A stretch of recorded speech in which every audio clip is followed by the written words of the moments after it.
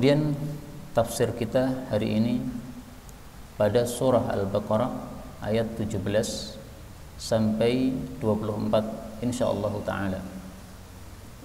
A'udzu billahi minasy syaithanir rajim.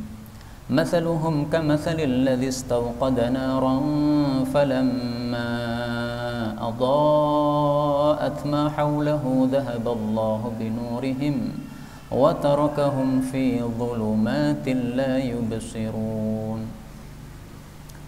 Allah Subhanahu wa taala mengatakan tentang orang-orang munafik, mathaluhum, perumpamaan mereka orang-orang munafik, kamathali, seperti perumpamaan alladzi, orang-orang yang istauqada, menyalakan, naron, api. Setelah api menyala bagaimana? Falamma, maka tatkala adaat, api itu menyinari, ma haulahu, apa yang ada di sekitar mereka, dhahaballahu, Allah pun melenyapkan, binurihim, sinar mereka, wa tarakahum, dan Allah membiarkan mereka, fi dhulumatin, di dalam kegelapan-kegelapan, la yubsirun, mereka tidak bisa melihat. Kaum muslimin rahimani wa rahimakumullah, ayat-ayat ini masih bicara tentang orang-orang munafik. Kemarin sudah saya jelaskan bahwa Al-Baqarah ini pada ayat-ayat pertama Allah bicara tentang orang beriman ada 4 ayat. Kemudian Allah bicara tentang orang kafir ada 2 ayat. Kemudian Allah bicara tentang orang munafik ini ada 13 ayat. Seluruh ayat dalam Quran kalau kita kumpulkan tentang orang-orang munafik ada 500 ayat lebih. Ini menunjukkan bahwa munafik ini sangat dahsyat bahayanya sehingga Allah bicarakan secara panjang lebar tentang mereka. Kalau mukmin jelas iman, mengakui Allah ada, Allah disembah, Allah esa. Orang kafir jelas mereka tidak percaya dengan Nabi Muhammad SAW. Nah, orang munafik ini tidak jelas.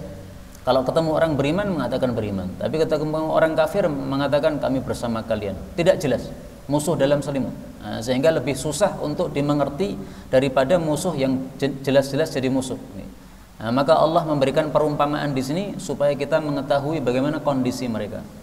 Perumpamaan mereka seperti orang-orang yang menyalakan api. Ketika api sudah menyala, bersinar di sekitarnya, maka tiba-tiba api itu padam, sehingga mereka kebingungan, dibiarkan oleh Allah dalam kegelapan, tidak bisa melihat. Maksudnya bagaimana? Ini adalah perumpamaan orang-orang munafik yang tulen, munafik yang murni, total. Karena munafik ada 2 macam. Ada munafik yang tulen, dan itu disebutkan pada perumpamaan yang pertama pada ayat 17 ini. Kemudian ada munafik yang ada kadang-kadang percaya kepada berita yang datang dari Allah, tapi kadang-kadang muncul kemunafikannya sehingga tidak percaya lagi. Nah, itu nanti disebutkan pada permisalan yang kedua. Nah, sekarang Allah bicara tentang permisalan orang-orang munafik yang tulen. Perumpamaannya adalah seperti orang yang awalnya sudah punya api sehingga menyala terang di sekitarnya, tiba-tiba apinya padam, sudah nggak bisa melihat lagi. Apa maksud perumpamaan ini? Maksudnya adalah ketika Nabi Muhammad SAW datang ke Madinah menyebarkan dakwah Islam, maka orang-orang munafik ini mereka ikut-ikutan masuk Islam, mengucapkan asyhadu an la ilaha illallah, asyhadu anna muhammadar rasulullah. Tapi ternyata Islamnya tidak berlanjut, di tengah jalan berhenti, tidak lagi percaya dengan Nabi Muhammad SAW. Tetapi karena sudah terlanjur masuk Islam, mereka tidak berani juga untuk murtad, karena khawatir kalau murtad nanti diperangi oleh umat Islam, akhirnya dibunuh. Sehingga mereka masih bersama umat Islam, tapi hatinya sebenarnya sudah kafir. Nah, maka itu diperumpamakan oleh Allah seperti orang yang punya api sehingga terang sekitarnya, bisa melihat ini pohon, ini jalan, ini jurang, dia bisa berjalan karena terang jalannya. Tapi tiba-tiba kemudian padam, sehingga pasti dia bingung, tidak berani berjalan lagi kemana. Orang munafik juga begitu. Sudah masuk Islam bagus, setelah masuk Islam kemudian mendengarkan pengajian Quran Sunnah, paham, oh ini halal, ini haram. Tetapi begitu kekafirannya datang dalam hati mereka, sehingga mereka kemudian keimanan yang dulu sudah ada lenyap total. Ini munafik tulen seperti ini, sudah tidak ada lagi kepercayaan terhadap Islam. tidak lagi percaya bahwa Muhammad adalah nabi, tidak lagi percaya bahwasanya Quran adalah kalam Allah, pokoknya tidak ada kepercayaan lagi. Nah, orang seperti ini apakah bisa kembali lagi untuk mendapatkan sinar? Allah mengatakan summun, mereka adalah orang-orang yang tuli, bukmun, orang-orang yang bisu, umyun, orang-orang yang buta, fahum la yarji'un, maka mereka tidak dapat kembali lagi. Jadi anggaplah orang yang tadi menyalakan api, setelah padam, seandainya dihidupkan lagi, apakah mereka bisa melihat lagi? Ternyata mereka sudah tuli. Kalau sudah tuli nggak bisa bertanya kepada orang, tidak bisa mendengar arahan dari orang bahwa jalurnya kemana, nggak paham. Dia bisu, nggak bisa bertanya kepada orang lain, ini saya harus berjalan kemana, nggak bisa. Dia buta lagi, andaikan nyalaan api dinyalakan lagi, tetap tidak akan bisa melihat. Nah, maka Allah mengatakan la yarji'un, mereka tidak kembali kepada kondisi semula, karena kafirnya, munafiknya sudah tulen, sudah sempurna. Nah, sekarang perumpamaan yang kedua ini untuk kelompok munafik yang kedua, munafik yang tidak tulen. Allah mengatakan au kasayyibin, atau seperti hujan, minas sama, turun dari langit, fihi dhulumatun, di dalamnya ada kegelapan-kegelapan, wa ra'dun, dan ada petir, guntur, wa barqun, dan ada petir. Yaj'aluna, mereka meletakkan asabi'ahum, jari-jari mereka, fi adhanihim, pada telinga-telinga mereka, minas sawa'iqi, dari sebab halilintar, hadarul maut, karena khawatir mati. Wallahu, dan Allah itu muhitun, meliputi, bil kafirin, terhadap orang-orang kafir. Nah, ini adalah kelompok orang munafik yang kedua, yang disebut oleh para ulama fihi syu'batun minan nifaq, di dalam hatinya ada satu cabang kemunafikan. Jadi munafiknya tidak tulen. Kadang-kadang ketika mendapatkan kalam dari Allah, sabda dari Nabi, percaya. Tapi kadang-kadang juga tidak percaya, lebih banyak tidak percayanya. Maka diumpamakan seperti orang yang berada dalam hujan, gelap gulita karena mendung. Kadang-kadang ada sinar tapi sebentar, celap gitu. Setelah itu sinarnya hilang lagi. Nah, mereka juga begitu. Kadang-kadang imannya muncul tetapi sebentar aja, kemudian balik lagi kafir. Peperangan Badar misalnya, umat Islam hanya 300 orang, kaum kafir 1000 orang. 300 orang melawan 1000 orang, mestinya kalah. Ini menang. Nah, muncul keimanan mereka. Wah, kok bisa menang ya? Ini berarti agama yang benar ini. Karena 300 melawan 1000 kok bisa menang? Nah, muncul imannya. Tapi kemudian perang Uhud, Nabi SAW kalah, 70 umat Islam mati, meskipun kalahnya di awal. Nah, jadi kafir lagi. Nah, mereka lah orang-orang munafik yang disebutkan dalam ayat ini. Kasayyibim minas sama. Nah, maka diperumpamakan seperti orang yang berada dalam hujan, fihi dhulumatun, lebih banyak gelapnya daripada barqun, daripada kilatnya. Kalau ada kilat, maka mereka bisa melihat. Nah, barqun ini kilat. Kilat itu yaitu api yang kita lihat ketika turun hujan. Api yang menyambar itu namanya barqun, yaitu kilat. Adapun ra'dun ini adalah suaranya. Adapun sawa'iq ini adalah suara yang dicampur dengan kilatnya tadi. Jadi kalau hanya suara disebut ra'dun, guntur. Kalau hanya percikan api disebut barqun, kilat. Kalau campur dua-duanya disebut sawa'iq. Jadi sawa'iq ini adalah suara yang keras, menggelegar, disertai dengan kilat-kilat yang banyak. Itu namanya sawa'iq. Nah, perumpamaan seperti itu orang-orang munafik ini. Mereka lebih banyak takutnya dalam kondisi ketakutan, sebagaimana orang yang berada di tempat yang luas, kemudian turun hujan, banyak petir, dia pasti akan ketakutan. Dia akan takut tersambar petir. Nah, orang-orang munafik juga begitu, kondisinya selalu ketakutan, tidak pernah nyaman. Sebagaimana disebutkan oleh Allah Subhanahu wa taala dalam ayat yang lain. Allah mengatakan, "Yahsabuna kulla sayhatin 'alaihim." Mereka mengira bahwasanya setiap teriakan itu ditujukan pada mereka. Turun ayat tentang orang-orang yang jelek, orang-orang yang menyimpan kekafiran dalam hati. Mereka menganggap, wah, ini ayat bicara tentang kita ini. Turun ayat menyuruh untuk jihad. Mereka ketakutan. Karena kalau mereka tidak ikut jihad, kelihatan kafirnya. Kalau ikut jihad, khawatir mati. Maka ketakutan mereka. Ketakutannya mereka digambarkan oleh Allah seperti orang yang ketakutan terkena petir, yaj'aluna asabi'ahum fi adanihim minas sawa'iqi hadarul maut. Khawatir kena petir, maka telinganya ditutupi dengan jari. Apakah seperti ini bisa menyelamatkan dari petir? Sama sekali tidak. Karena petir itu tidak pergi gara-gara jari kita letakkan pada telinga. Itu seperti sebagian hewan yang ketika dikejar, maka dia memasukkan separuh tubuhnya, yaitu kepalanya, dalam pasir supaya dia selamat. Padahal separuh tubuhnya masih menonjol di luar. Ya pastilah kena dia. Ini orang bodoh seperti ini, tidak paham bagaimana menyelamatkan diri. Maka Allah mengatakan wallahu muhitum bil kafirin. Allah itu meliputi terhadap orang-orang kafir, yaitu maksudnya Allah maha kuasa terhadap mereka. Mereka tidak akan pernah lepas dari Allah subhanahu wa ta'ala. Maka dengan cara apapun ingin menyelamatkan diri, tidak mungkin bisa menyelamatkan diri dari Allah subhanahu wa ta'ala. Kemudian Allah mengatakan yakadu, hampir-hampir, al-barqu, kilat itu, yakhtafu, menyambar, absarahum, mata-mata mereka. Kullama, setiap kali, adha'alahum, kilat itu menyinari mereka, masyaufihi, maka mereka berjalan padanya. Wa idza adlama alaihim, dan apabila telah gelap terhadap mereka, qamu, maka mereka pun berhenti, tidak berani berjalan. Walau syaa Allah, dan kalaulah Allah berkehendak, la dhahaba bisam'ihim wa absarihim, Allah bisa melenyapkan pendengaran dan penglihatan mereka. Innallaha, sesungguhnya Allah itu, ala kulli syai'in, atas segala sesuatu, qadirun, maha kuasa. Allah mengatakan kullama adha'a lahum masyaufi wa idza adlama 'alaihim qamu. Setiap kali kilat bersinar, mereka bisa berjalan. Karena kilat menimbulkan sinar sehingga terang, bisa berjalan. Tapi ketika gelap, mereka tidak berani berjalan, mereka berhenti. Apa maksud dari permisalan ini? Ya, perumpamaannya adalah ketika ada ayat-ayat yang turun, kemudian bisa menenangkan hati mereka, akhirnya muncul imannya. Misalnya ayat mengatakan bahwasanya kalau kalian ditolong oleh Allah, maka kalian pasti menang. Terbukti pada perang Badar, 300 orang melawan 1000 menang. Mereka jadi tenang, imannya muncul.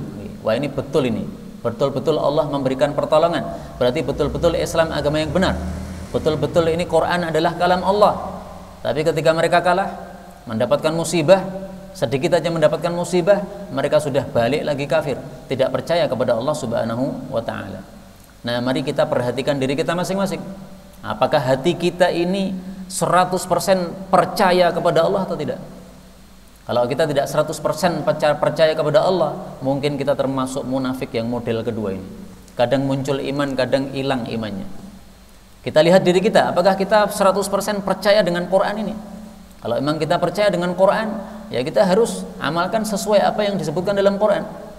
Kalau tidak yakin dengan Quran, kadang yakin, kadang tidak, nah, bisa jadi kita termasuk munafik yang nomor 2 ini, ya, macam kedua ini. Munafiknya tidak tulen, ya, kadang muncul iman, kadang tidak. Na'udzubillahi minasyarri dzalik.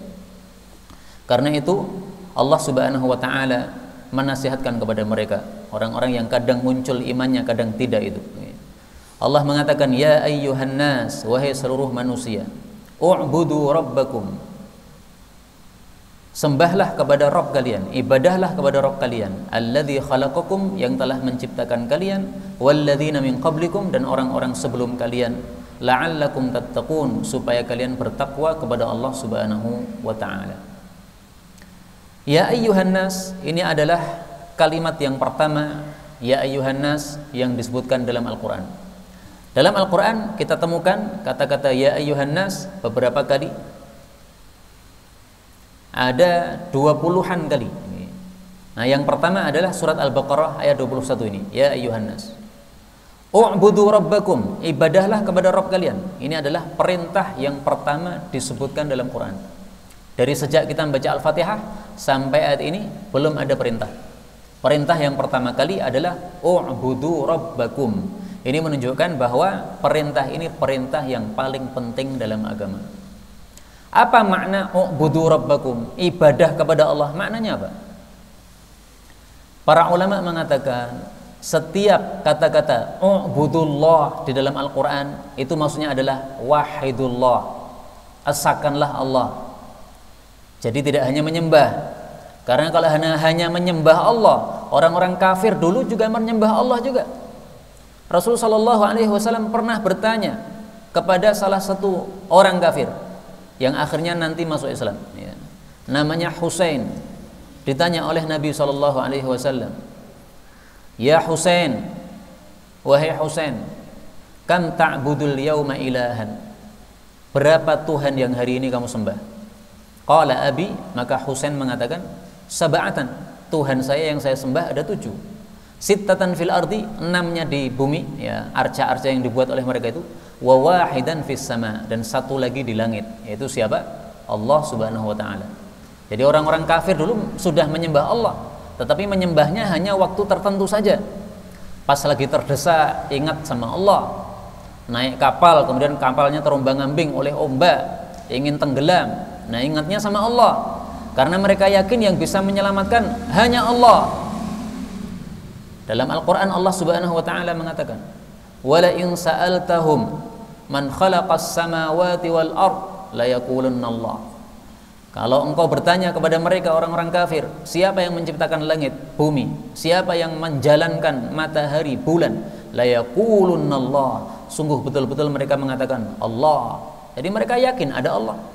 Mereka menyembah Allah, tapi tidak mengesahkan Allah.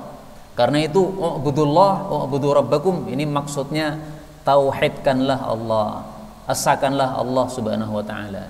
Enggak ada gunanya kita ibadah kepada Allah tapi tidak mengesahkan Allah Subhanahu wa taala. Menyembah Allah tapi juga menyembah yang lain, enggak ada gunanya, enggak ada nilainya. Kenapa Allah itu berhak disembah? Ada 2 jawaban di sini. Yang pertama, karena Allah itu adalah Rabbakum. Rabb artinya yurabbi, yang memelihara, yang merawat. Yang merawat kita Allah. Kita dikasih oksigen sehingga bisa bernafas, kita dikasih mata sehingga bisa melihat, kita dikasih mulut sehingga bisa makan setiap hari. Ini semuanya yang merawat Allah. Dikasih rezeki sehingga masih bisa hidup sampai hari ini. Allah yang merawat kita, maka Dia yang berhak disembah. Sebab yang kedua, khalaqakum, Allah yang menciptakan kita. Yang menciptakan kita adalah Allah. Ciptaan Allah, Allah menciptakan, ini adalah nikmat terbesar. Karena semua nikmat tidak akan kita rasakan kalau Allah tidak menciptakan kita. Nikmat mata misalnya, apakah kita dapat menggunakan mata kalau Allah tidak menciptakan kita? Enggak ada. Semua nikmat itu muncul setelah Allah berikan nikmat yang pertama, yaitu diciptakan oleh Allah Subhanahu wa taala. Maka Allah yang paling berhak disembah, tidak ada yang berhak disembah selain Allah Subhanahu wa taala. Kaum muslimin rahimani wa rahimakumullah, u'budu diambil dari kata-kata ibadah. Dari sisi bahasa, ibadah artinya apa? Ibadah artinya at-tadhallul, merendahkan diri. Karena itu ibadah hanya boleh untuk Allah Subhanahu wa taala. Sujud kepada manusia haram, tidak boleh. Meskipun kepada orang tua tidak boleh. Istilahnya apa? Sungkeman atau apa? Tapi kalau bentuknya yaitu sujud kepada orang tua tidak boleh. Sujud hanya boleh kepada Allah. Karena tadzallul, merendahkan diri, hanya untuk Allah Subhanahu wa taala. Kemudian Allah mengatakan, siapa Allah itu? Alladzi, zat yang ja'ala lakum, telah menjadikan untuk kalian al-ardha, bumi ini, firasyan, sebagai hamparan, was samaa, dan langit itu, binaan, sebagai atap, wa anzala, dan Allah menurunkan minas samai, dari langit, ma'an, air, fa akhraja bihi, lalu Allah mengeluarkan dengan air tadi, minas samarati, dari buah-buahan, rizqan lakum, sebagai rizki untuk kalian.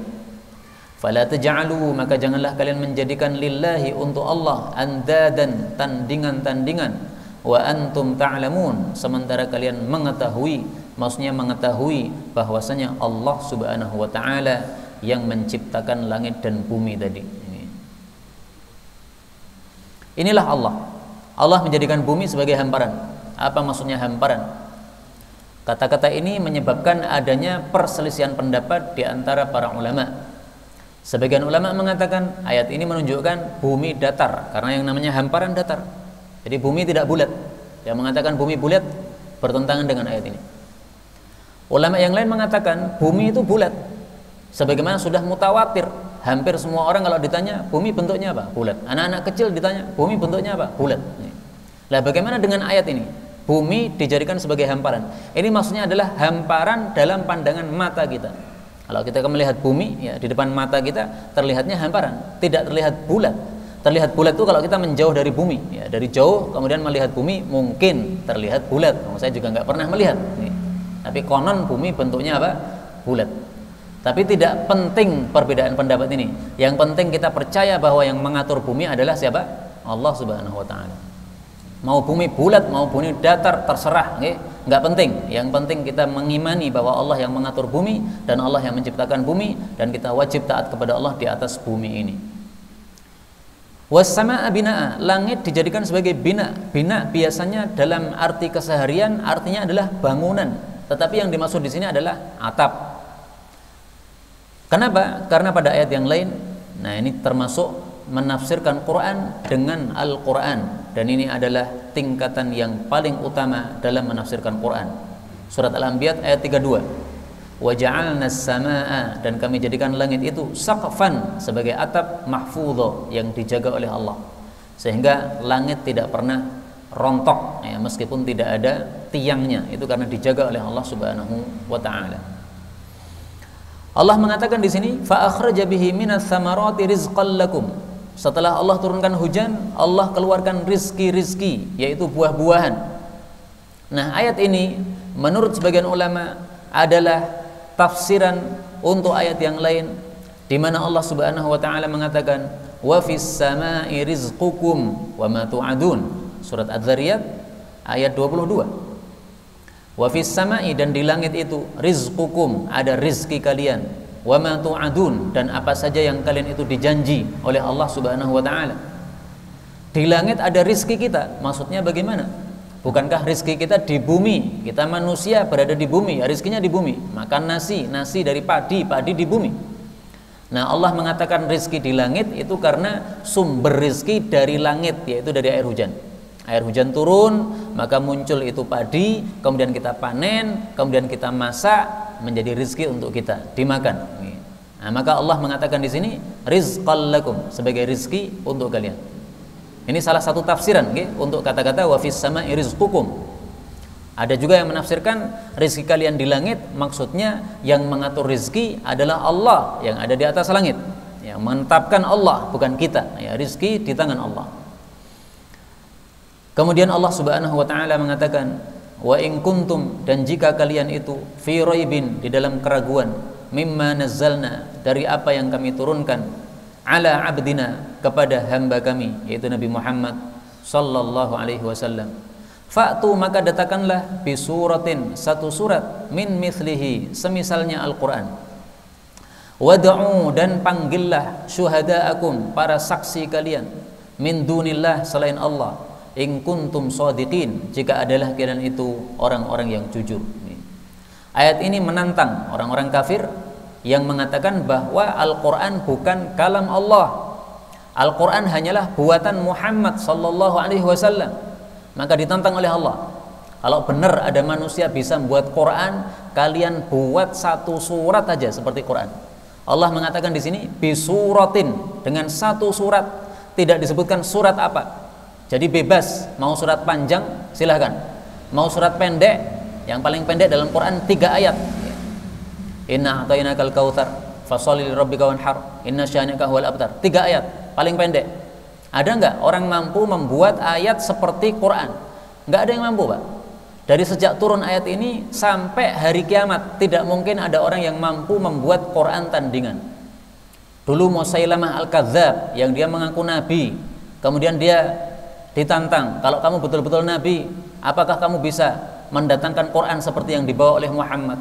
Maka dia kemudian mendatangkan Quran, tapi semua orang ketawa, Pak, karena isinya tidak sama sekali tidak bermakna sama sekali. Dia mengatakan ad-difda' mad-difda', kodok, apa itu kodok? Apa gunanya surat kodok? Al-Qari'ah mal-Qari'ah ditiru, ad-difda' mad-difda', enggak ada gunanya kita bicara masalah kodok. Kodok binatang yang kecil, yang jelek, yang buruk, yang kotor. Kenapa? Apa dibicarakan? Enggak perlu. Nah, maka di sini Allah Subhanahu wa taala menantang bisuratin, satu surat enggak bisa. Dan ini adalah tantangan yang ketiga. Allah menantangnya 3 kali. Pertama, Allah menantang, datangkan satu kitab seperti Quran, 30 juz, enggak bisa. Ditantang lagi, kalau tidak bisa satu Quran 10 surat saja, nggak bisa lagi. Akhirnya turun ayat ini, satu surat aja, nggak ada yang bisa. Bahkan seandainya satu ayat nggak akan bisa mereka menandingi Quran. Mari kita lihat ayat-ayat yang lain. Allah Subhanahu wa taala mengatakan, ini tantangan yang pertama. Disebutkan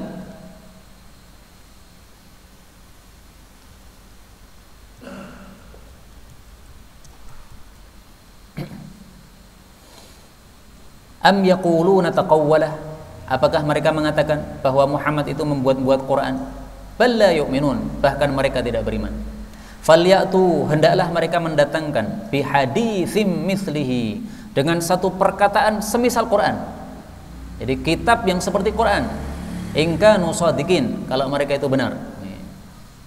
Ternyata tantangan ini tidak ada tanggapan. Ini tantangannya pada surat At-Tur ayat 34. Ini yang turun pertama kali. Setelah itu Allah Subhanahu wa taala menurunkan ayat yang kedua, yaitu pada surat Hud ayat 13. Am yaquluna iftara, apakah mereka mengatakan Muhammad itu membuat-buat Quran? Qul, jawablah wahai Muhammad, fa'tu bi'ashri suwar, datangkanlah 10 surat, mithlihi, semisal Quran, muftarayat, yang kalian buat-buat. Wad'u man istata'tum, ajaklah siapapun yang kalian mampu, min dunillah, selain Allah, in kuntum shadiqin, jika kalian itu jujur. Maksudnya jujur ini jujur bahwasanya Quran itu betul-betul bukan kalam Allah. Mereka menganggap Quran buatan Muhammad. Muhammad manusia, kalian juga manusia. Kalau Muhammad bisa membuat, kalian juga harus bisa membuat. Nah, ternyata mereka tidak bisa melawan tantangan ini. Mereka tidak bisa menjawab tantangan ini. Mereka bisu, tidak bisa menjawab. Padahal orang-orang Arab terkenal mereka ahli syair. Tapi suruh membuat Quran nggak bisa. Kenapa? Quran memang bukan syair. Kalau syair mereka ahli, mereka pakar. Tapi kalau membuat Quran seperti Quran ini tidak akan mampu. Kemudian Allah Subhanahu wa taala mengatakan, fa illam taf'alu, kalau kalian tidak melakukan itu, yaitu tidak bisa mendatangkan seperti Quran meskipun satu surat, walan taf'alu, dan kalian memang tidak mampu melakukan, walan, dan tidak akan taf'alu, kalian melakukan, fattaqun nara, maka takutlah kepada api neraka, allati, yang waquduha, kayu bakarnya adalah annasu, para manusia, wal hijarah, dan bebatuan. Uiddat, neraka itu sudah disiapkan lil kafirin, bagi orang-orang kafir. Kata-kata walan taf'alu ini bisa disebut sebagai jumlatun i'tiradiyah, kalimat sisipan. Jadi Allah mengatakan fa illam taf'alu, kalau kalian tidak mampu melakukan itu, fattaqun nar, maka takutlah kepada api neraka. Tapi disisipi dengan kalimat walan taf'alu, dan kalian tidak bakal mampu melakukan. Disebut apa? Jumlatun i'tiradiyah, kalimat sisipan. Boleh juga disebut muqaddam wa muakhkhar. Ini susunan terbalik. Susunan terbalik gimana? Nah, gini. Asalnya itu adalah lan taf'alu fa illam taf'alu fattaqun nar. Kalian tidak bakal mampu menandingi Quran. Maka kalau kalian tidak mampu menandingi Quran, takutlah kepada api neraka. Muqaddam wa muakhkhar, dibalik susunannya. Boleh seperti itu, karena memang ada tafsiran yang mengatakan begitu. Nah, susunan terbalik seperti ini kita temukan banyak dalam Al-Quran. Bahkan saya pernah mencari dalam kitab Tafsir Tanwirul Miqbas, itu saya temukan ada 55 tempat susunan yang dianggap dibalik oleh para ulama tafsir. Contoh, misalnya Allah Subhanahu wa taala mengatakan dalam surat An-Nisa tentang harta warisan. Allah mengatakan mim ba'di wasiyati yusa biha aw dain, atau yusi biha, ada dua qiraah. Warisan itu setelah wasiatnya mayit ditunaikan atau setelah utangnya mayit. Nah, ini ulama sepakat bahwa sebelum wasiat ditunaikan harus utangnya dulu diselesaikan. Tetapi di sini Allah sebutkan wasiatnya dulu didahulukan disebutkan, tapi tetap pelaksanaannya utang dulu diselesaikan, baru wasiat itu yang kedua. Setelah itu baru pembagian harta waris. Lah, kenapa ini ada susunan dibalik seperti ini? Biasanya susunan dibalik untuk menunjukkan bahwa yang disebutkan pertama itu sangat penting. Kalau masalah utang biasanya ahli waris segera melunasi, tapi masalah wasiat seringkali ahli waris itu tidak menunaikan. Wasiatnya bapak diabaikan. Nah, karena banyak yang mengabaikan, Allah kemudian menyebutkan pertama supaya tidak diabaikan. Contoh yang lain, Allah Subhanahu wa taala mengatakan di dalam Al-Qur'an, hatta tasta'nisu wa tusallimu ala ahliha, pada surat An-Nur ayat 27. Wahai orang-orang yang beriman, jangan masuk rumah selain rumah kalian sampai kalian minta izin dan mengucapkan salam. Nah, ini prakteknya tetap saja salam dulu baru minta izin. Assalamualaikum, waalaikumsalam. Udah dijawab baru minta izin. Saya fulan, boleh masuk? Jadi bukan tiba-tiba boleh masuk langsung assalamualaikum, enggak begitu. Salam dulu, setelah dijawab baru kita bertanya, boleh masuk? Nah, ini disebutkan pertama kali minta izinnya karena zaman dulu orang Arab itu sukanya minta izin tidak dilakukan. Assalamualaikum langsung masuk. Seperti orang-orang zaman sekarang yang tidak paham agama. Assalamualaikum langsung nongol dalam pintu. Sementara orang yang di rumah masih belum pakai jilbab. Kaget ada orang, ada kepala nongol di pintu. Nah, itu nggak benar. Mestinya assalamualaikum, nunggu jawaban dulu, baru kemudian kita minta izin. Kalau sudah diizinkan baru kita nongol pada pintu mereka yang terbuka itu. Tapi ini contoh-contoh bahwasanya ini susunan yang dibalik. Nah, boleh juga walan taf'alu, ini susunan yang dibalik. Allah mengatakan fattaqun naral lati waquduhan nas wal hijarah. Takutlah kepada neraka yang kayu bakarnya adalah manusia dan bebatuan. Batu apa ini maksudnya? Riwayat Ibnu Mas'ud mengatakan bahwa batu di sini adalah batu al-kibrit al-aswad. Al-kibrit saya cari dalam kamus artinya itu adalah belerang. Kenapa batu ini dipilih? Karena batu ini lebih panas daripada batu-batu yang lain. Nyalanya lebih dahsyat, lebih cepat menyala, dan kalau sudah menyala panas sekali. Nah, maka maksudnya di sini adalah ancaman dari Allah. Hati-hati, api neraka panasnya tidak bisa dibayangkan. Dalam hadis Nabi SAW sebutkan bagaimana panasnya api neraka. Hadis riwayat At-Tirmidzi. Uqida 'alan nari alfasana, dinyalakan api neraka 1000 tahun lamanya, hatta marat, sehingga warnanya menjadi merah. Tsumma uqida 'alaiha alfasana, kemudian dinyalakan lagi 1000 tahun yang kedua, hatta biyaddat, sehingga menjadi putih warnanya. Jadi panas yang dahsyat itu sudah tidak merah lagi, Pak. Merah itu tingkatan panas pertama. Kalau sudah panasnya dahsyat kayak matahari, maka putih, maka matahari tidak terlihat merah. Kenapa? Panasnya sudah tingkatan kedua ini. Tsumma uqida 'alaiha alfasana, kemudian dinyalakan lagi 1000 tahun yang ketiga, hatta swaddat, sehingga menjadi hitam legam. Fahiya sauda'u mudlimah, maka neraka itu hitam gelap, kalailil mudlim, seperti malam yang gelap gulita. Hadis riwayat Tirmidzi, disahihkan oleh sebagian ulama. Nah, ini api yang hitam warnanya kita belum pernah mengalami. Bagaimana api yang sangat dahsyat sampai kemudian menghitam. Kita baru melihat dua, ya.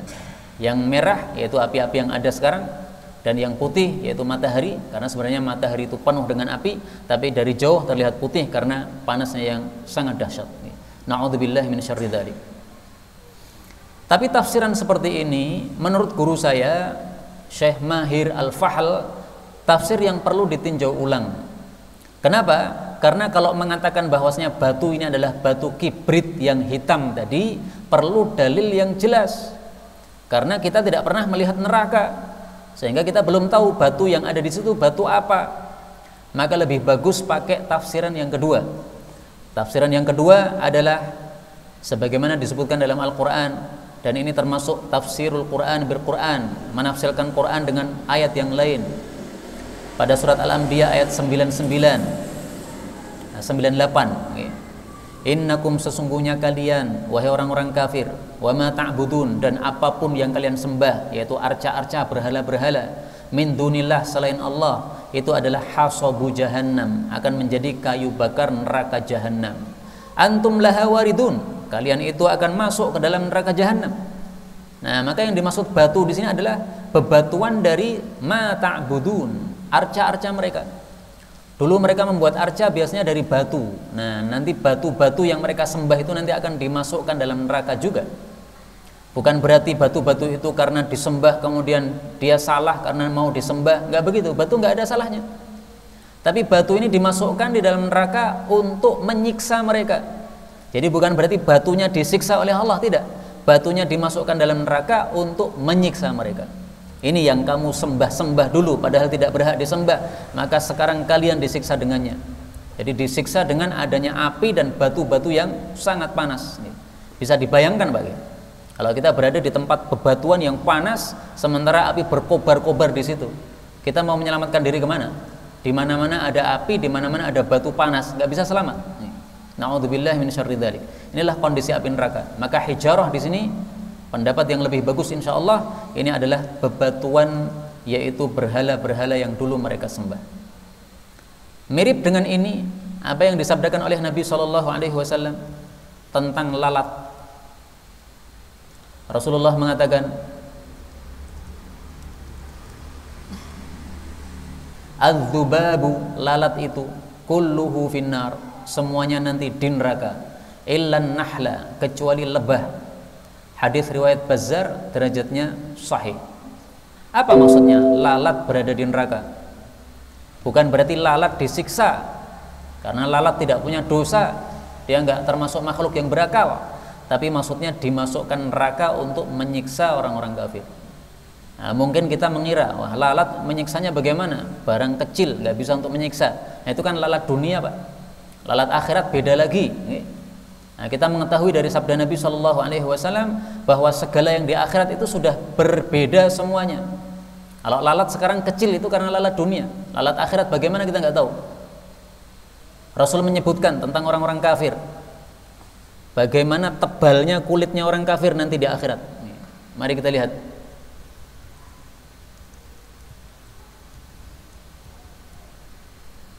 Inna ahlan nar, sesungguhnya penghuni neraka, ya'dhumuna finnar, mereka akan menjadi gede di dalam neraka. Hatta yasira ma baina syahmati udhuni ahdihim ila atikihi masiratu sab'ami'ati amin. Dari cuping telinga sampai ke pundak ini perlu perjalanan 700 tahun, Pak. Jauhnya itu. Padahal kalau sekarang kita berapa menit, berapa detik ini sudah sampai. 1 detik sudah sampai. Nah, ini nanti jauhnya sampai 700 tahun perjalanan. Wa ghiladu jildi ahadihim, tebalnya kulit mereka arba'ina dhira'an, 40 hasta. 1 hasta setengah meter. 40 hasta berarti 20 meter. Tebalnya kulit 20 meter. Jadi gedenya manusia kayak apa tuh? Nggak bisa kebayang. Nah, kalau manusia segede ini, lalatnya nggak mungkin lalat-lalat kecil, Pak. Nggak ada gunanya lalat kecil begitu. Wadir suhu a'dham min jabali Uhud. 1 gigi itu lebih besar daripada gunung Uhud. 1 giginya orang kafir. Ini supaya marem sing nyiksa. Karena kalau kecil-kecil mau nyiksa nggak marem. Tapi kalau gede barangnya, disiksa mantep. Dipukul kena semuanya. Hadis riwayat Tabarani, dan hadis ini meskipun derajatnya dhaif kata Syekh Albani, tetapi maknanya sahih. Kenapa maknanya sahih? Banyak hadis-hadis yang semisal dengan itu. Contoh, hadis yang semisal. Rasulullah SAW bersabda, dirsul kafir, giginya orang kafir, mithlu Uhudin, seperti gunung Uhud.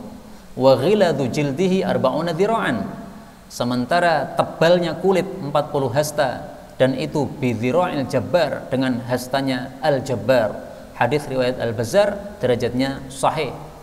Nah, hastanya Al-Jabbar nggak tahu kita berapa. Kalau hasta manusia 1 hasta separuh meter, setengah meter. Nah, maka kalau 40 hasta tadi berarti 20 meter. Ini kalau pakai hasta kita manusia. Tapi ternyata di sini dalam hadis yang sahih disebutkan dengan dhira'nya Al-Jabbar. Wallahu a'lam berapa tebalnya. Na'udzubillahi min syarri dzalik. Karena itu, marilah kita berhati-hati, berlindung kepada Allah Subhanahu wa taala. Jangan sampai kita masuk ke dalam neraka, dan hendaklah kita tetap berdoa terus-menerus.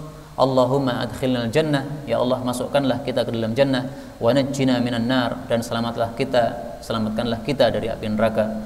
Mudah-mudahan kita semuanya masuk ke dalam jannah tanpa hisab, tanpa azab, mati dalam keadaan husnul khatimah. Amin ya rabbal alamin. Wallahu a'lam bissawab. Walhamdulillahi rabbil alamin.